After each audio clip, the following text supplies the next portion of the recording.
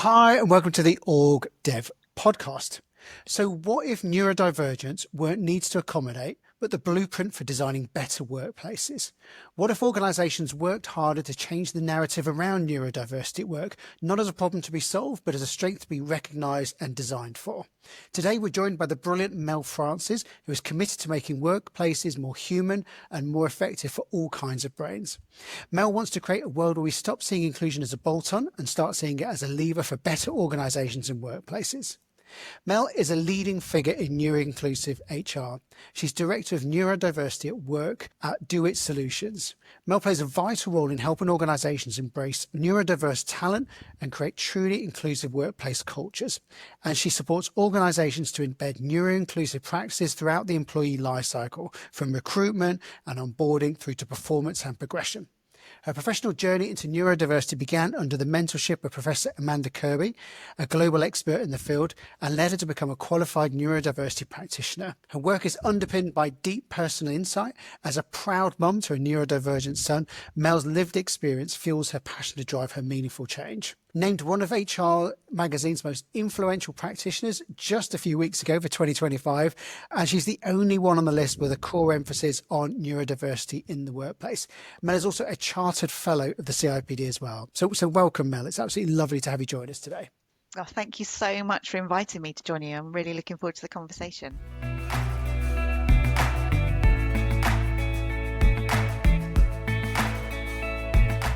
Welcome, Mel. It's lovely to have you with us, and I share your deep personal connection to neurodiversity also as a parent of a neurodiverse teenagers. Really looking forward to exploring this with you a bit more. So just to kick us off, just tell us a bit more about the work that you do, kind of bring it to life for us. Sure.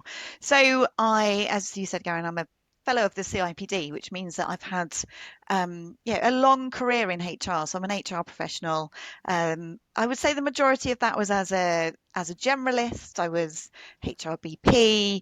I was HR director. I spent some time in specialising in employee relations, which I think was really critical actually to my HR career, because I feel like that's the red thread that runs through everything that we do, or certainly should be. And also spent some time specialising in employee recognition, which was like the softer side to my years of employee relations, if you like.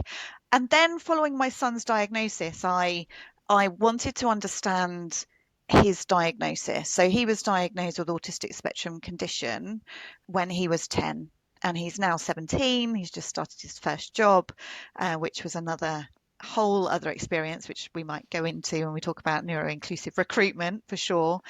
But I wanted to learn about him, his diagnosis, and the more I learned about that, the more I realized that we as an HR profession should really be talking about this, because this is all of us. This isn't them. How do we get more of them into our business? What do we do with them? How do we manage them? This is about the fact that we all have a brain, and therefore the very nature of neurodiversity is that we are all neurodiverse, because our brains are brilliantly unique, brilliantly different from each other, and therefore that nature of understanding and really harnessing talent is core to everything that we do within businesses, within life, actually.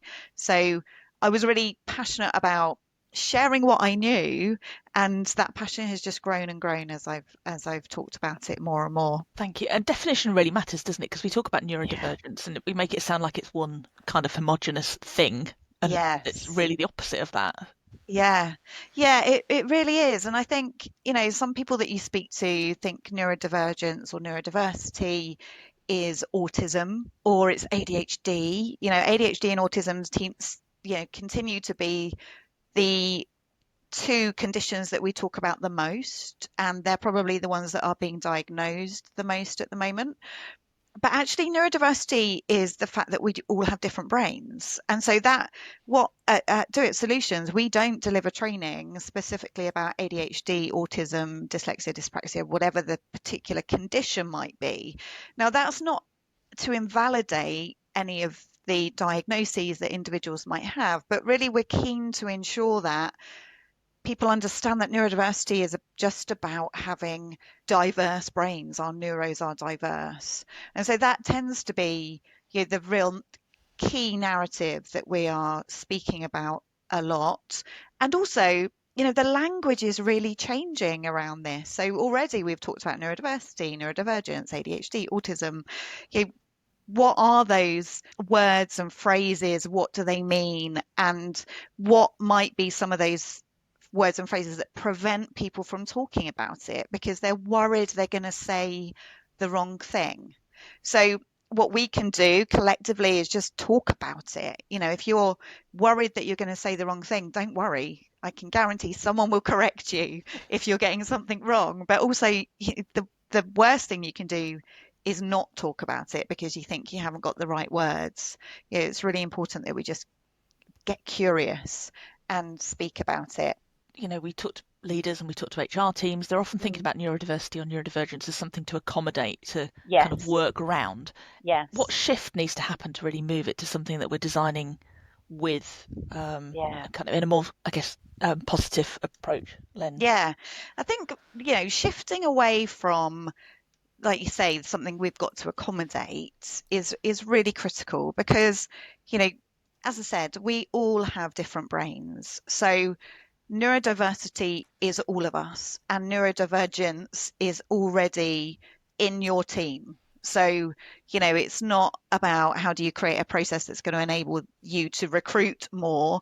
What neurodiversity or neuroinclusion, I should say, should be about is removing barriers.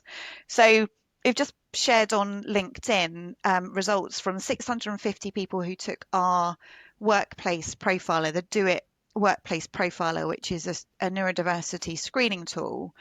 And the most common thing that people said that would be most helpful for them in workplaces is to have notes and agendas in advance of meetings, right? So this is like that should just be a given anyway, shouldn't it? But also, that costs nothing. And that's going to have massive benefits for everyone. This isn't just about, putting a bowl of fidget spinners in the middle of the table and going, that's it, that's my neurodiversity stuff done.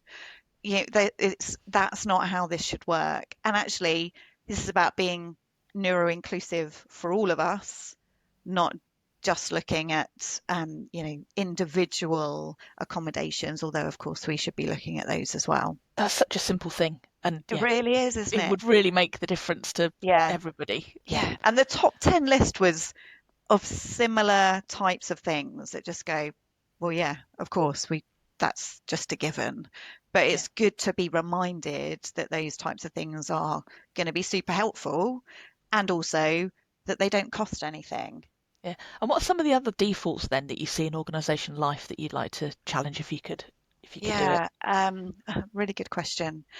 So some of the assumptions that you see are things like, even today, actually, I was reading an article and somebody had referred to neurodiversity and used the analogy with Rain Man, right? Which of course, like generationally, I think we've got a real issue here, right? And it's because, conditions like ADHD and autism were only categorized in the 1980s. So they only first appeared as an actual categorization diagnosis in the 80s. They were created, those diagnoses were created by observing boys. And so when you think about definitions for ADHD and autism, if you think about ADHD, let's start there, you might think about the disruptive boy in the classroom who can't sit still, who is disrupting the class, etc. And that's because that's what the original diagnosis was based on.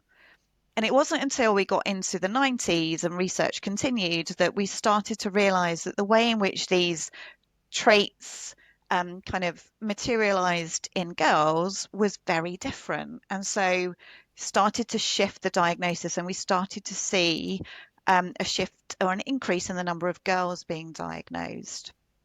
And it went from something like 10 boys to every 1 girl being diagnosed. That was a stark difference to, and it is still not equal, but we're seeing probably 7 to 10 rather than, the stark difference that it was then.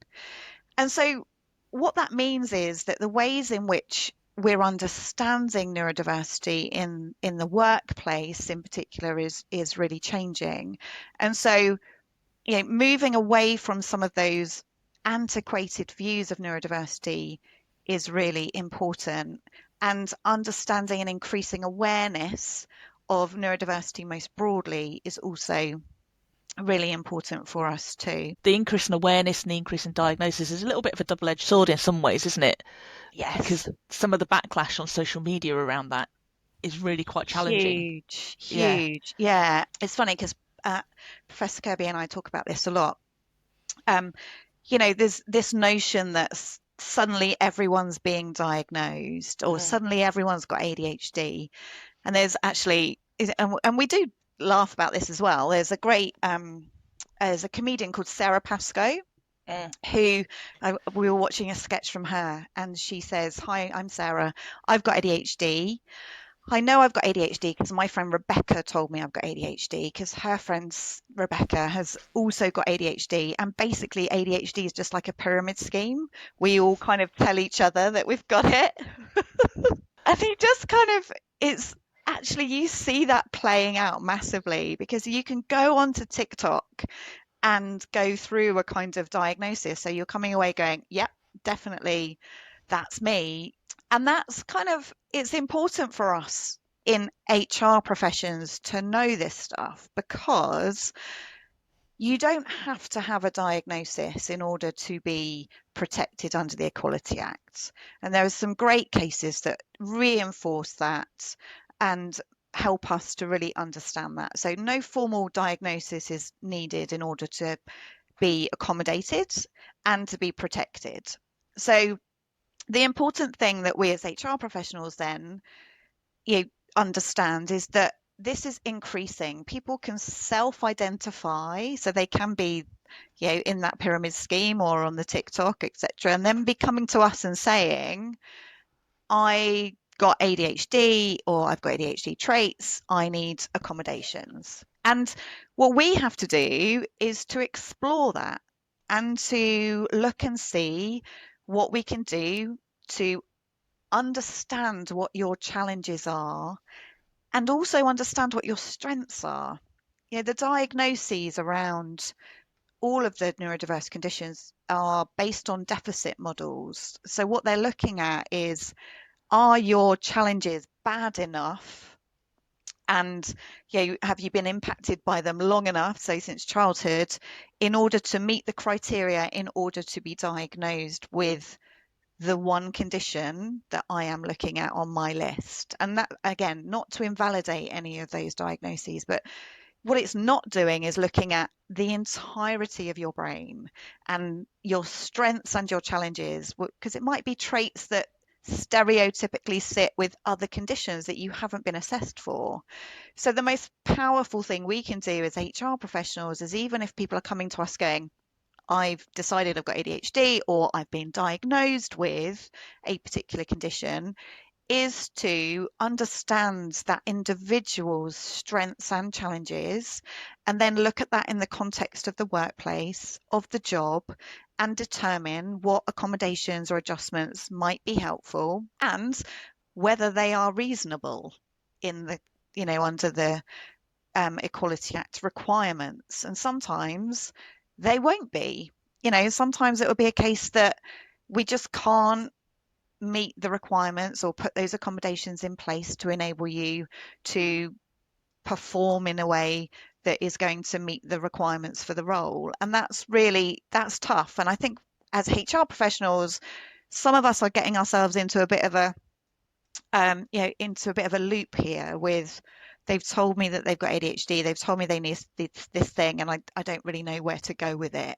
So we're just going to keep going until, something happens, some divine intervention or something, I don't know. But there are tools that exist that can really help with this. And we have one at Do It Solutions. We created the Do It Profiler, which is I referred to earlier, which is really designed to understand, firstly, neurodiverse traits, but I think most importantly, strengths and challenges, and it will give you resources relating to those challenges recommendations for accommodations, and also it will give you a work with me passport to be able to prepare for a really good conversation with whoever you need to speak to, as well as a well-being report, because our brains are not separate from our well-being and our mental health. These are all happening at the same time. So it's really important that we take into account how we're doing too, and how we're feeling and what might be going on at home or at work or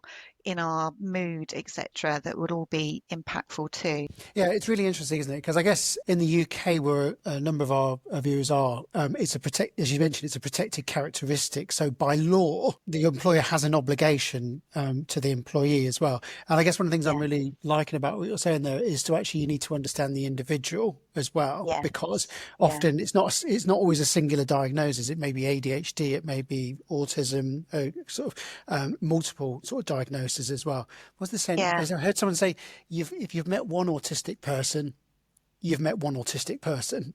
because everyone is so unique and different in their own way, aren't they? So we have to take the time to understand their individual needs. And I use that phrase all the time, Garen, because that is really important. That you are meeting one person, right? So what is it about them that we need to understand?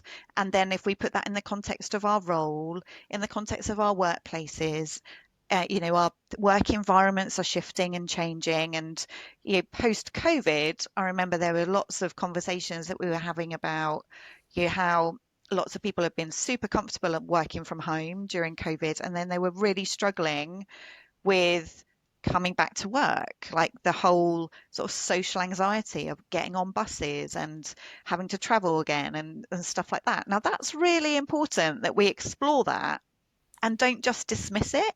And it may be that we explore it and say, well, look, this is a call center environment, and we're going to need to have you in the workplace. So, we can't make a reasonable adjustment that says that you can work from home because of the nature of the work that we're doing. But what we can do is have a look at the timings of your shifts, or how we can help you to avoid some of those peak times that might be really troubling, if possible. This isn't always going to be possible, and we have to look at reasonableness. And it was interesting, I was talking to an employment lawyer who gave me this really simple matrix, which says that if something is of high benefit and low cost, then the employment tribunal is really going to have expected you to have implemented that. If it's going to be low benefit and high cost, then they're going to be cool about the fact that you didn't implement it. So again, this sort of unraveling of what's reasonable, what can we do, what should we do, is really important for us to be able to navigate. And also show you're working, right? As anyone that's ever worked with me will have heard me say, 6 steps ahead, when you're stood in front of the employment tribunal, can you prove that you have done everything you possibly could to support this individual on the way through whatever the situation may be? And that's really critical. And being able to show that you've taken all of anything that you possibly could into account, even if you've considered it and discounted it, show that you've done that and show you're working along the way. And then, hopefully you won't ever be in a tribunal, but secondly, you won't be in a tribunal where you're finding it to be in the favour of the claimant rather than, for you. Hi, we're just pausing this interview for a moment. Have you ever finished an episode of the OrgDev podcast and wish you had a cheat sheet that summarises all of the key points? Us too, so we made one. It's called From Pod to Practice, and each week in our newsletter we'll share a 2-page summary of the latest OrgDev episode, and it includes key takeaways, a reflection prompt, and one small action you can try. And it's all in a digital format with space at the end to add your own notes and reflections, and it's designed to help you take the learning from the podcast into your day-to-day work. So to get your copy, just sign up to our Next Step to Better newsletter. The link's in the show notes, or you can visit our website at www.distinction.live to get the latest From Pod to Practice in your inbox. And let us know what you think. We'd love to get your feedback.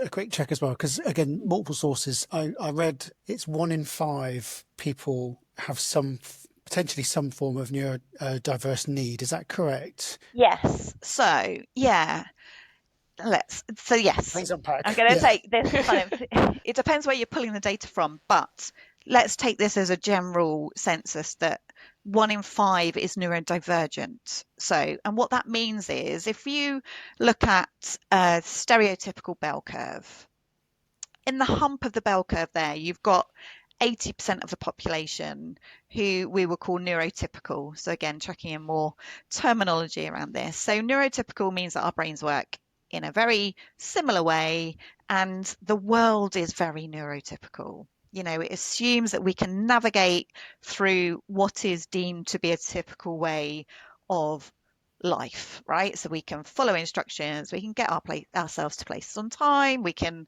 read, we can write, we can communicate, we can walk, you know, all of these things there in the hump. But of course we know that not all of us are doing that in the same way, because we're all different. So there's our neurodiversity, that our neuros are diverse, our brains are different. But diverging from that neurotypical are 20% of brains. So it means that our brains are working differently.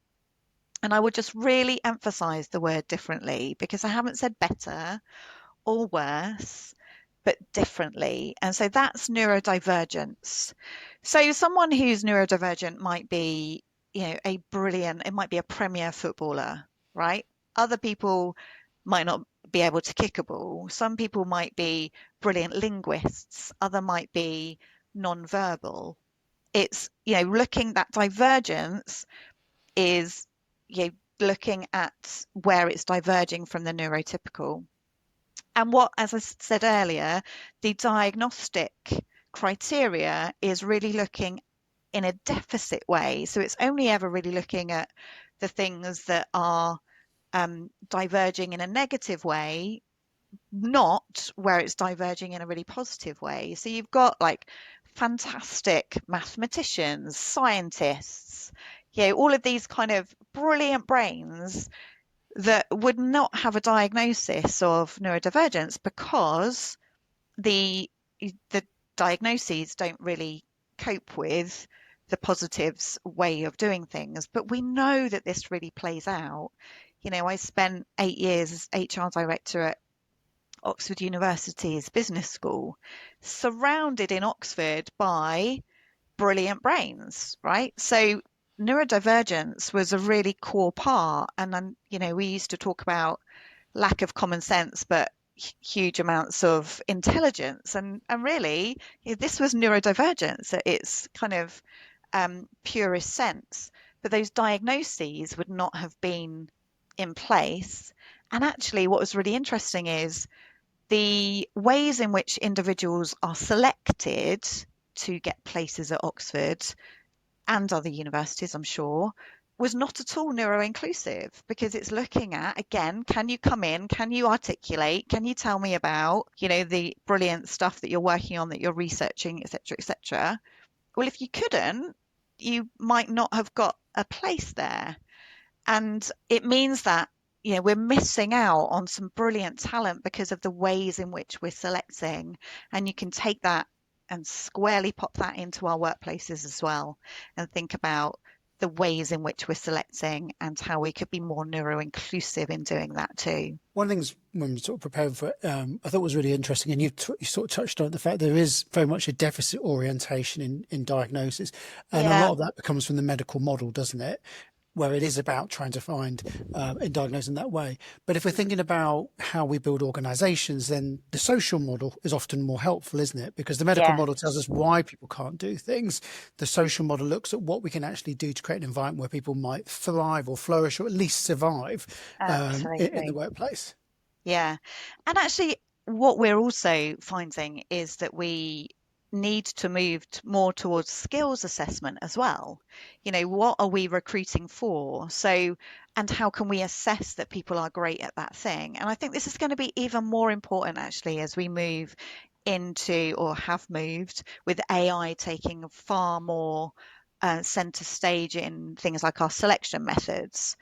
You know, we are going to have to shift to more human interaction and selection rather than AI models, which are invariably increasingly biased. Actually, I was absolutely aghast the other day when I saw a list which came out in one of the newsletters from an HR publication, which said, here are the top 10 AI models that every HR team needs now. And number 2 on this list was an AI hiring tool, it was called. It was a US-based tool, actually, which I think is really critical. We'll talk about that in a second. But it said that the key features of this tool were that they were able to select your candidates based on their ability to interact, on their tone of voice, on their eye movement, etc. Now, what are some of the things that are really tricky, maybe really tricky for some who are neurodivergent? Exactly those things. And then you go, well, that's who is checking that our best talent isn't being sifted out by the AI, having completed the individuals having completed their video interview or whatever. Are we just literally handing those decisions over to AI tools and they're being sifted out at the first opportunity? So I'm really concerned about that. And it means that our human input is even more critical as we're going through those types of things too. So these are some really important principles, aren't they, for Yeah. our audience is kind of OD practitioners and internal, external, maybe HR practitioners. What are some of the principles that we can apply to kind of any project or piece of work we're kind of involved in? For me, the key principle is, what are the key skills that you're going to need on this project?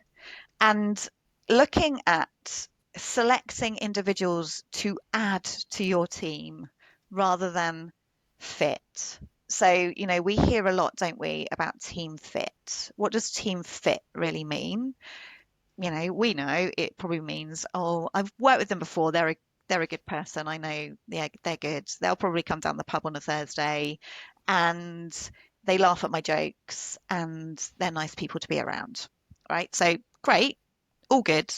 But we're probably missing a trick when we're not thinking about, oh, actually, they've got these skills that we don't have, that, when we do a matrix of what skills and experience we've got in the team, where are we missing and what gaps could we look to fill? Because otherwise we're just kind of looking at cookie cutter versions of ourselves, and therefore we're not getting that divergence in skills, experience, thought processes, etc., into the team. So I think that would probably be the key thing that I would encourage people to do, is to think about hiring or adding people to your team based on skills rather than team fit.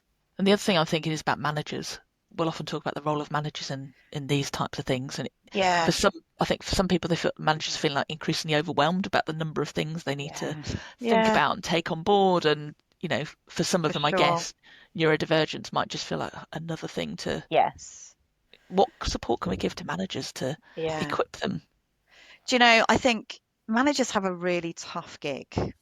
They really do. They've got to, keep their powers above happy. They've got to keep team members happy. And, I remember when I was managing a team of 9, and hello, if you're watching, team of 9, I love you all, you're all great. But honestly, it was like having 9 extra kids. That's a lot. And I don't miss having 9 extra kids. You felt very responsible for everybody. And we are expected as line managers to know everything about everything, and we can't possibly know that. So I think for line managers, let's give you a baseline understanding of what neurodiversity is. Let's also give you the tools so that you can get a sense of who you have in your team, what those skills, those experiences look like, how people prefer to communicate, who doesn't work on a Friday, what the family situation, all of those kind of really important details of individuals within your team, so that you can make some good decisions, and also make good decisions about workload and project team creation, formation, etc. But also that you have good insights into you might want to check in with Mel every Friday because she said that Fridays she finds really overwhelming, or whatever the case may be. You've got extra details as well. So I think that if we can give managers tools to help with that sort of stuff, that's great. But also if we can give them information and education in ways that are very quick, that doesn't require them to go on a whole day's course on stuff, which is why actually we worked at Do It. We worked with a company called 10 to 3, who are a brilliant video training company, and we've created a suite of training videos which are about 3 minutes long each. So 10 to 3 is based on the premise that it's 10 to 3, you've got a meeting at 3, what do you need to know in the next 10 minutes? And so we've got a suite of videos on neurodiversity that give managers specifically information about how they can be more neuroinclusive. And surely that's enough, right? We don't have to bring them in, sit them down all day to be able to go through the training and tick a box. We want them to be able to have information and be informed to enable them to be good managers for their team. Just to flip your question on its head a little. So a lot of people don't get a diagnosis until later in life. Yeah, or at all. Or at all, absolutely. And so they go through life. We, in particular, we do see a number of employees that have a sense that their manager might have some neurodivergent needs, but won't be diagnosed. It won't be out in the open. And yet often those relationships can be, they're stressful anyway because they're in a difficult context. It's fast paced now. What strategies are available for sort of team members that might have a manager that's not had a sort of an explicit diagnosis, or maybe hasn't shared it with others? And how can they get the best out of that relationship? Because they have to manage the relationship, don't they? Yeah, of course. It's a really great question. So you're right. This is about 20% of us being neurodivergent. So 20% of all of us. So 20% of our managers, of our leaders, of board members, of people within our team. So you're absolutely right. This isn't exclusively just stopping at team level. I think the most important thing is to firstly recognize not everyone is going to have a diagnosis, as you've quite rightly said, Garen. The other thing from some research that we have done in conjunction with City and Guild, so we've run the Neurodiversity Index report for the last 3 years, and it has given us some really useful insights into what's going on for neurodiverse talent within organisations, etc., and how we can really look at that and take the learnings from it. One of the key stats that's come from that is telling us that 72% of those who are neurodivergent and know they're neurodivergent are not going to tell you. And they're not going to tell you because they're worried about the impact that this is going to have on their career. And I would really love to say, oh, don't be silly, it's all fine. But of course, we know that that's not the case. And we know from some more recent polling, actually, that this has just got a bit worse. And it's got worse since the introduction of Donald Trump's executive orders around diversity and inclusion, and also since his friend Nigel Farage further reinforced it when he said, if you work in EDI in one of the councils that I'm now in control of, start looking for a new job because I'm coming for you. I think that was pretty verbatim what he said. And, that's just made people even more cautious about talking about neurodiversity in the workplace. Certainly disclosure is not a word I'm particularly fond of because it sounds like you've got to open yourself up, tell very personal details about yourself. What it means is that actually collectively, whether you're team manager or team member, having a good understanding about just the different ways in which we do things in teams is really key and critical here. So getting to a point, so if I am answering your question, Garen, if you are a team member who has a team manager who you think may be neurodivergent and it's causing some difficulties across the team in some way, then thinking about how do we come together as a team to recognize differences and to be able to go through a session that helps us to understand, so for example, different ways in which we communicate. And so we run some sessions help with that. We use the Do It profiler for that, to look at different ways in which individuals might be communicating and then talking about that in teams. And of course, you have other tools that help that, other people might be using within teams as well. But obviously, I'm going to talk about the neurodiversity based one. But understanding and appreciating difference is really important, and if we can do that in a team setting, I think that's really valuable, regardless of whether you're a team member or a team manager. Another fairly specific question. So we spend a lot of our life in workshops, be it online or face to face, and a lot of the people in our audience will do as well. What would you say about kind of those team away days, those team offsites, those workshops? How can we make those better for everyone, I guess? What are some of the things we should be thinking about when we're designing those? Great question. Or less worse. Great question. So, first of all, let's start off with the premise that not all of us are going to love coming to a massive venue with bright lights and someone on a stage. Some of us are not going to love being on the stage. All of these types of things. We are all different, right? That's what the whole basis of neurodiversity is. Our brains are different. And so when you're designing a team event or some kind of away day, or you're delivering training, just have that in mind, that you're going to have different ways of communicating, of learning, of taking information in, including the processing time for information. And also, you're going to have different sensory challenges, particularly in neurodivergence, that are going to play out. So think about the lighting, the noise, the way in which you've got your seating set up. Think about having quiet spaces that people can go to or work in as well, where people can go and kind of debrief a bit during the day as well.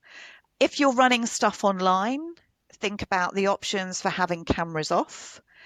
And I know some people are like, no, definitely, if I'm running something online, I need to be able to see your face. Someone the other day was talking about they had got a speeding fine and they had to do one of these police sessions. And the rule was you were not allowed to turn your camera off at all during I don't know how long it was, the hours that you had to be on there, because the person needed to see that you were fully engaged and interacting.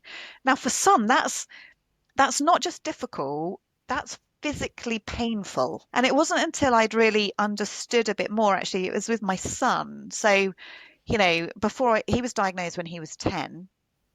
And before he was diagnosed, we were like in a big family.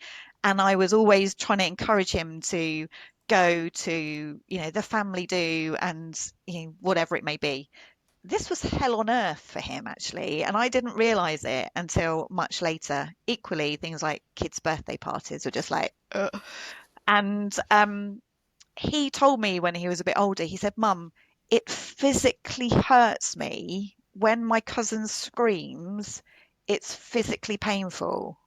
And I hadn't appreciated that.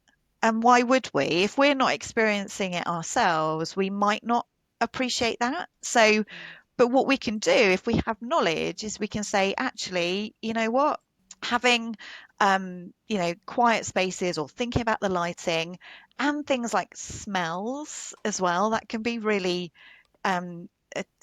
triggering for some people. If you've got perfumes and things going on in rooms, and that can be really tricky for people too. So think about your environment, the ways in which people are presenting. I know at the CIPD conference last year, I was really delighted because they've introduced headphones for the stages that you were going to, whereas I think a couple of years before it was like, oh God, even I was like, this is too much, noise coming at you from 6 stages and you're trying to sort of tune into the one that you're at. And it was really tricky. So if you're doing a big event like that, think about the ways in which people are receiving information, what information they're receiving. Can they see screens? Can you give people information in advance or give them options to have information or slides in advance too? So at Do It Solutions, when we're running training sessions, we give people the options to receive all of our slides in advance so that they can see them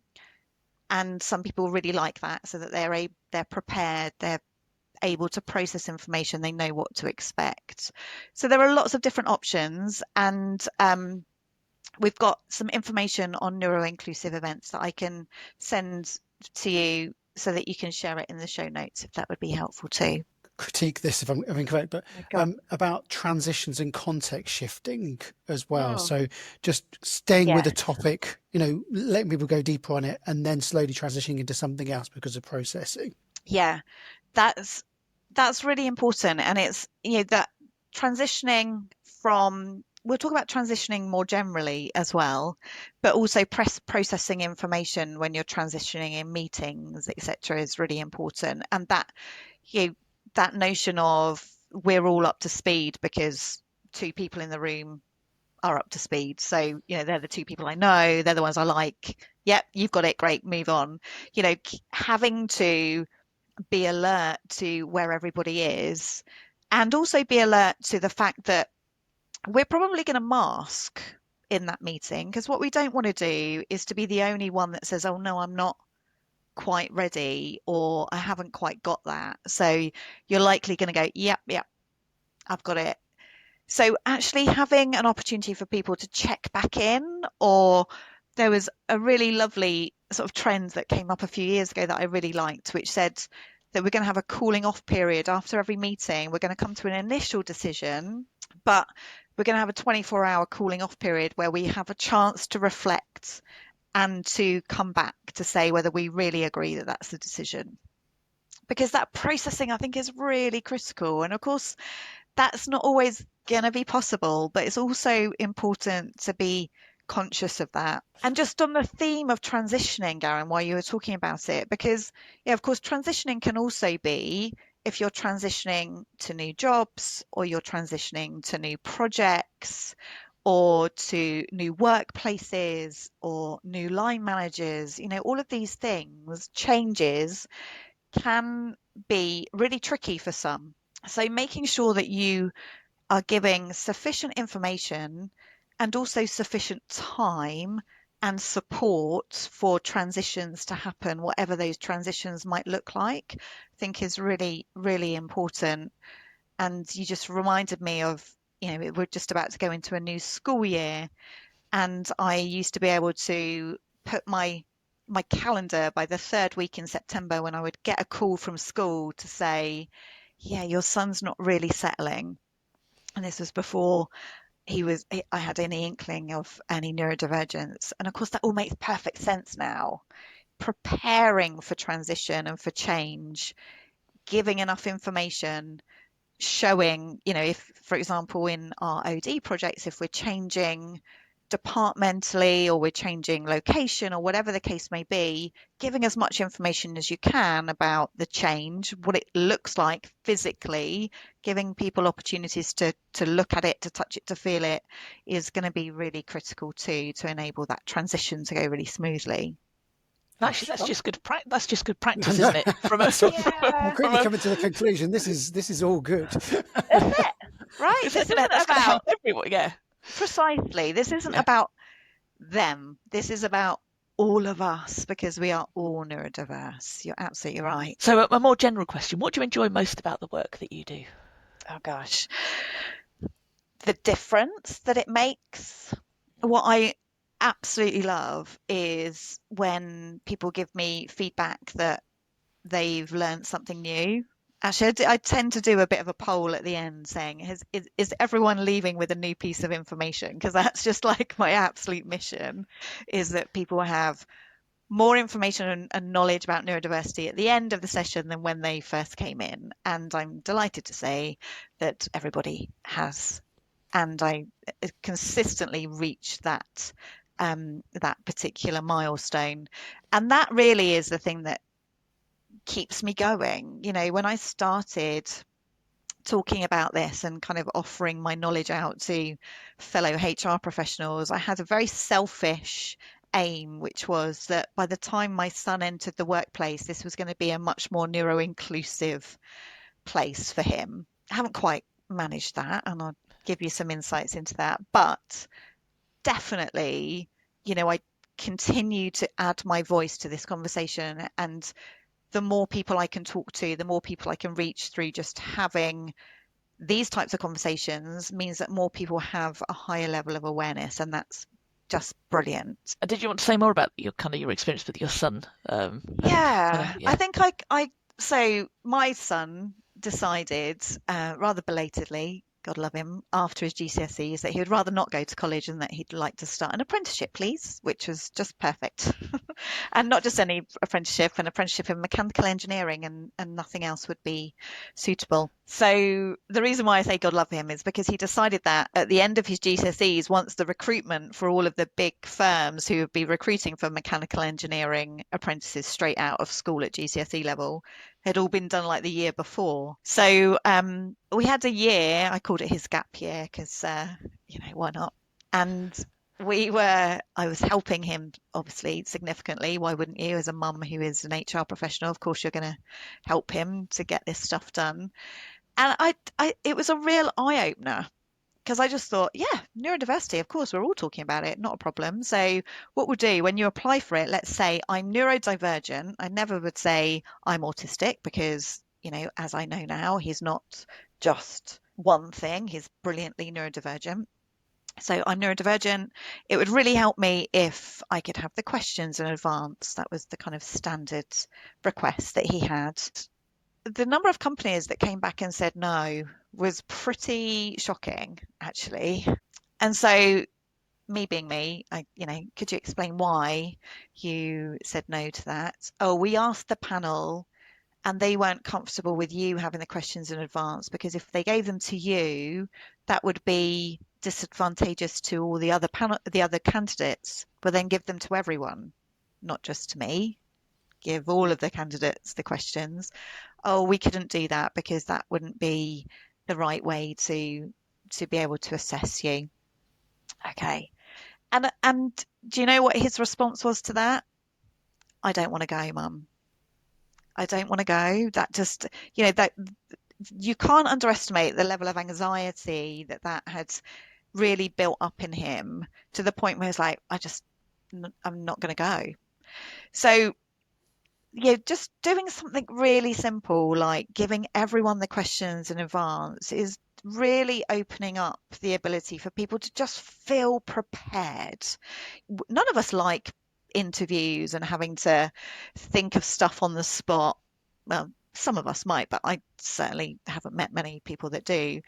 But our interview processes are really geared around that, aren't they? And also the kind of the competency-based interview way of let's all sit around the table, fire questions at you, listen to your responses that have got to be really quick, and then that will tell me that you're really good at driving. Will it? You didn't test my driving. I just told you I'm good at it, but you haven't actually tested what I'm good at. So, I think, again, we've got to shift to skills-based assessments. We've got to think about how we're assessing. The difference when he was given the questions in advance was really stark. He'd sit there preparing. He was able then to present himself in a way that was cohesive, where he wasn't stumbling over stuff. And of course, as an interviewer, your skill is then in having follow-up questions.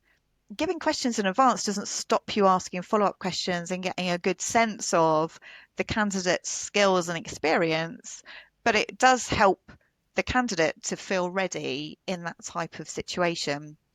And there are loads of other ways you can help candidates or make your neuroinclusive recruitment process. Things like giving information in advance of this is what the process is, here's where it's going to be held, this is how you get here. So I saw a really good example of someone filming themselves coming from the tube station in London. And when you come up the escalators, this is the exit that you want. When you come out of this exit, turn left. This is the way that you walk to our office. Here's our office. Our door's around the corner. So it's just around here. You go through this door, right? Took them 10 minutes to record that. And that can just be used for everyone who's ever going to visit their office. And for some who are neurodivergent, that's like, brilliant. Now I can be less nervous about where I'm going, and I know which way I'm going because I've got that video. So tell people what to expect, where to go, and also the types of assessment that you're going to be carrying out. Because that was one of the other things that he experienced was, please come to this interview. And when he got there, it was actually an assessment centre. And the first part of the assessment centre was for him to do a presentation to all of the other candidates and the people that were assessing. And he said, Mum, I nearly left and nearly went over and said, this isn't for me. And I could see why. And, the irony of that as well is that that was for an apprentice who was going to be an electrician.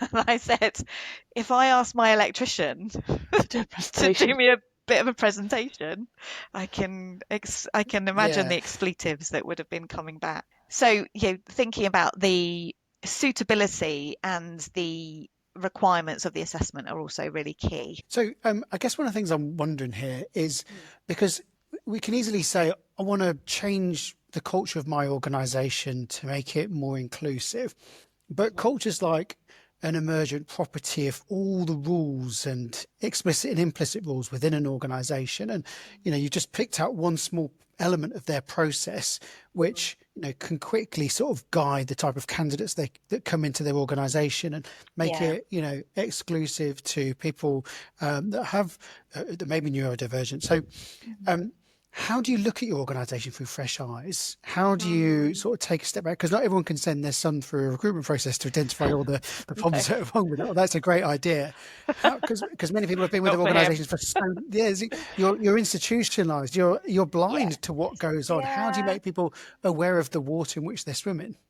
Yeah, it's a really good question. And I think if you are the sort of organisation that is curious enough to want to look at your processes, your culture through different eyes, then bring people in who can do that for you, right? So we don't have to be experts in everything, but there are experts who can help you with that stuff.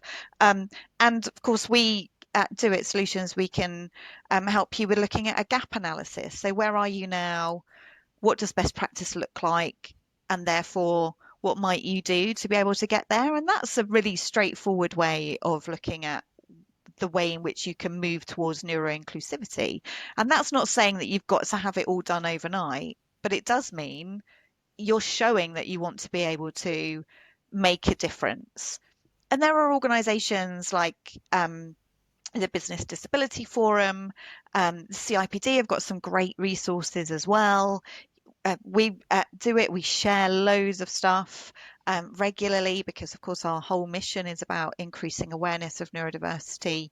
So there is information out there. It doesn't have to be something that you bring people in to do, but if you've got someone in the business who is really committed to doing this, then I think it's a really great starting point and moving from there. A lot of the time, having a senior buy-in is really vital and can really help to get you some traction, and also having a bit of budget behind you as well can be helpful. So speaking to the key sponsors or to your finance team, etc., to help to fund some of this stuff also shows great commitment to actually making stuff move. Yeah, so when you look at the kind of field you're working, what's particularly interesting you at the moment in terms of developments and areas of interest? Yeah, I think the biggest sort of area of interest at the moment is this real shift towards looking at neuroinclusivity throughout the employee lifecycle. So I think what we're realizing now is that neuroinclusion isn't just about getting your recruitment practices right. It's also about looking at barriers that might exist throughout your employee life cycles. So thinking about your onboarding process, thinking about development, what are the barriers that are stopping people from developing within your organization, and accessing things like additional information or additional support, and to enable that development to happen.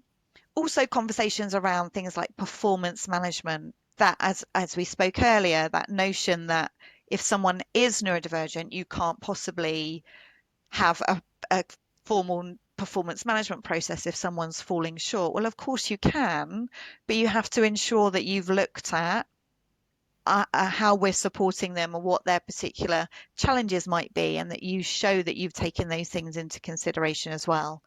So I think what I'm really enjoying is the fact that the conversation's really increased and people are talking about neurodiversity a lot more.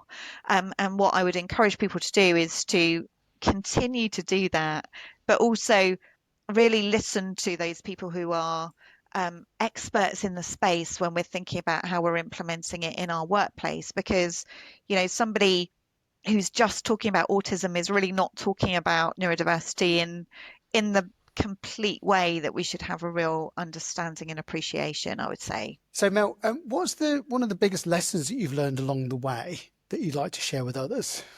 The biggest lesson I've learned is that we all have a brilliantly unique brain, which I know I've said throughout, but when I look back over my career, and particularly when I was dealing with some tricky employee relations cases, I can now recognize that the individuals that I was dealing with at the time may have been neurodivergent.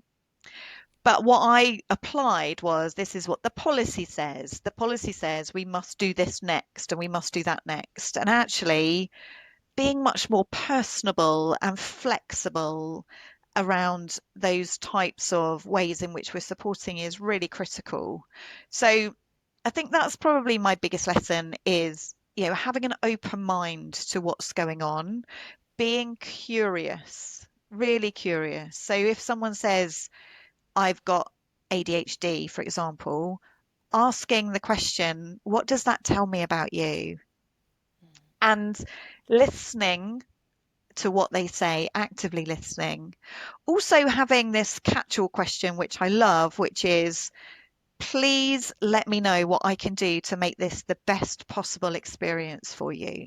And then using that at any stage of any process that we're doing. So we're recruiting for this position. Please let us know what we can do to make this the best possible experience for you. We're having a team meeting. Please let us know what we can do to make this the best possible experience. We're having an event. We are having some promotions. We're going to have to go through redundancies. All of these types of things. That question is so valuable at every stage of our employment life cycle and just life. Fabulous. And then one question we like to ask, are there any particular books or podcasts or anything else that you'd recommend to other people? Yeah, good question. So I would recommend a book that was written by Professor Amanda Kirby and Theo Smith, which is called Neurodiversity at Work. And it's a really brilliant, almost handbook of things to think about at each stage of the employment life cycle. And you can just have it as a reference guide to be able to use in workplaces. I wish every HR team, OD team had a copy for them to look at. So that's a really great book.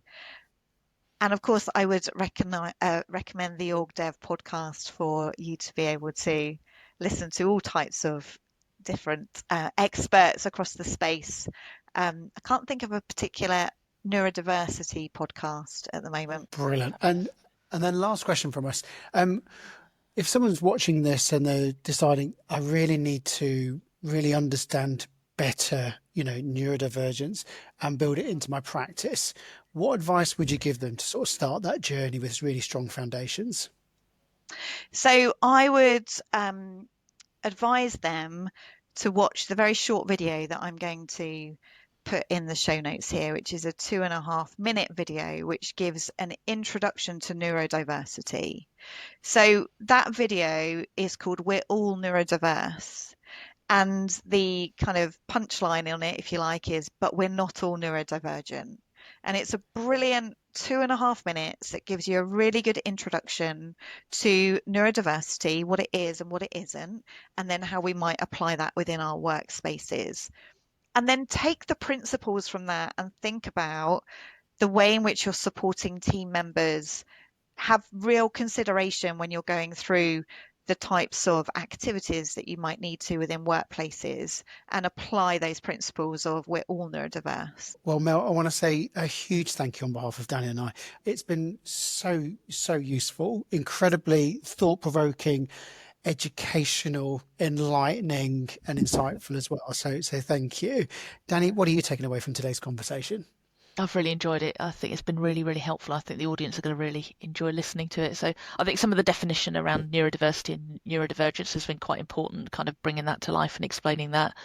And I think for me, one of the threads was just treating people as individuals and really seeking to understand the people we're working with and working for and working, who are working for us, and the importance of just knowing the people that we're with, and then just keeping that kind of curiosity and exploration around kind of what does that mean for you? What does that look like? How can we support? So yeah, so there's some really practical ideas I think too weaved in there too. Absolutely. And things I'm sort of taking away from it is, I love the phrases, what can I do to make this the best possible experience for you? And keep asking that at different stages on the way. I love the fact that a lot of what you're sharing is just good practice that all organizations would benefit from as well.